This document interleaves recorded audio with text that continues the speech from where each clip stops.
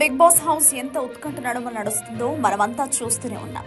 ఎన్నడూ లేని విధంగా ఈసారి మెయిన్ హౌస్, అవుట్ హౌస్ అని ఒక కాన్సెప్ట్ ని తీసుకొచ్చారు. మెయిన్ హౌస్ లో అగ్ని పరీక్ష ద్వారా ఎంపికైన సామాన్యులకు మొదటి వారం ఉండే అవకాశం కల్పించగా, అవుట్ హౌస్ లో మాత్రం టాప్ సెలబ్రిటీస్ ని ఉండమని బిగ్ బాస్ ఆదేశించారు. వాళ్ళు ఓనర్స్, వీళ్ళు టెనెంట్స్. ఇలా విభజించిన తర్వాత జరిగిన సంఘటనలు ఎలాంటివో మొదటి ఎపిసోడ్ నుండి చూసిన ప్రతి ఒక్కరికి అర్థమయ్యే ఉంటుంది. మొదటి వారం నామినేషన్స్ ప్రక్రియ కూడా చాలా ఫైర్ వాతావరణంలో జరిగింది. ఈ వారం నామినేషన్స్ లోకి వచ్చిన contestants Tanuja, Emmanuel, Sanjana, Flora Saini, Suman Shetty, demon Pavan, Rithu Chowdary, Mahesh Rathod, Shreshti Varma. వీరిలో ఇప్పుడు ముగ్గురు డేంజర్ జోన్ లో ఉన్నారు. అందులో రీతు చౌదరి కూడా ఉంది అంటే నమ్ముతారా?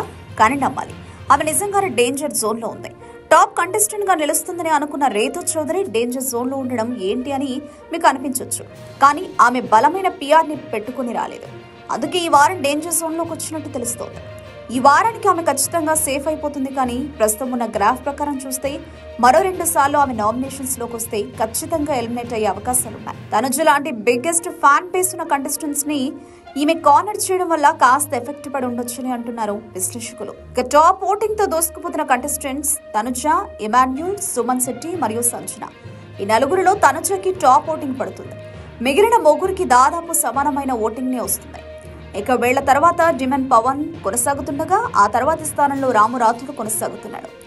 ఎందుకు రాము రాథోడ్కి పడాల్సిన రేంజ్ లో ఓటింగ్ పడడం లేదట. చూసేందుకు ఈ అబ్బాయి చాలా అమాయకంగా ఉన్నాడు. కల్మషం లేని మంచి మనసున్న వ్యక్తిలాగా కనిపిస్తున్నాడు. నిన్న కెప్టెన్సీ టాస్క్ కూడా అద్భుతంగా ఆడాడు. గెలిచింది శ్రీజానే అయినప్పటికీ అసలు సిసలు రియల్ విన్నర్ మాత్రం రాము రాథోడ్ అని అంటున్నారు. నేడు ఎపిసోడ్ టీవీలో టెలికాస్ట్ కానుంది. ఈ ఎపిసోడ్ తర్వాత రాము రాథోడ్ గ్రాఫ్ బాగా పెరిగే అవకాశాలున్నాయి.